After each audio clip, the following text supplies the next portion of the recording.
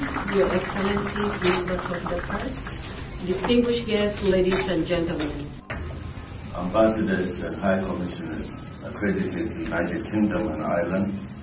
I also recognize our members, citizens, both of the Republic of Sudan and the Republic of South Sudan, also distinguished guests and honorable members of Parliament UK who might be on the line, and any other interested friend listening to the issues of South Sudan.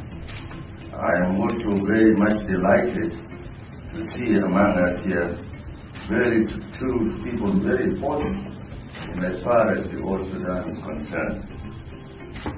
I'm happy to see one of our greatest teachers, Peter Everington, who was a teacher of English in the Sudan. Nice seeing you. It's been a long time. I'm happy you are here. We are also happy to see Mr. James Baynard Smith, also who has worked in the Sudan at the time, and in fact received a shield from one of our first politicians, Woodville, who was the Secretary General of the Liberal Party, the first party we were formed in 1947. Nice seeing you here.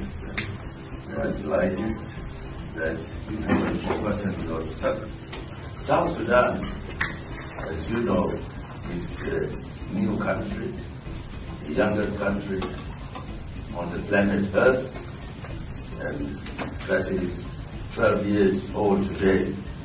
It's number 163 at the United Nations, number 54 at the African Union, number 7 at the IGAD, for us to implement the whole peace process. But I think with determination, we will be able to do it. But there are things, for example, the bills passed by Parliament within the agreement. We have over 6-8 bills already passed. The issue of healing and reconciliation, reparations, and the issue of hybrid court.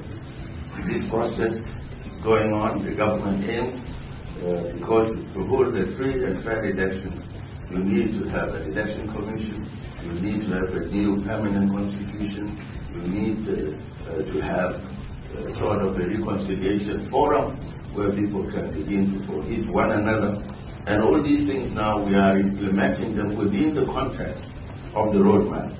Therefore, there is no any hidden agenda really, that the government might be finding ways of extending its rule, its period to state government. There is full of commitment, and this is what I wanted to share with you, that the peace process is being implemented. Excellencies, ladies and gentlemen, it's a pleasure and honor to be among you this afternoon, and a special welcome to Britain, to the Minister, and thank you for responding to the invitation to the coronation. Sharaftana. You honoured us by your presence, and speaking as a native here, the coronation has been a reminder to us that if we're looking for justice, mercy, prosperity, unity, peace, there is a requirement behind all of that. This is a special time where Mr. James, better known as Jim, would like to be known. These spheres, and presented this to Jim and his comrades as a symbol and an indicator of his life work, new life work as a peacemaker. And these have been in the custody of Jim Baynard Smith in recent years. Thank you very much, Mr. Booth, for that. And we have This is a gift back to the people of the South Sudan, especially the river people, the fishing people, from my people, again, back into the hands of the South Sudan through Dr. Barnabas, representing the President here. And this is the gift that I received from Booth Dew, who was Minister of Works at that time in the government.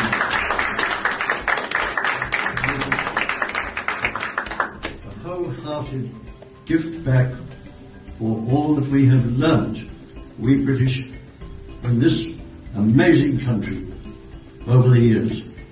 Thank you. Thank you. This is how we hold it when you're fighting.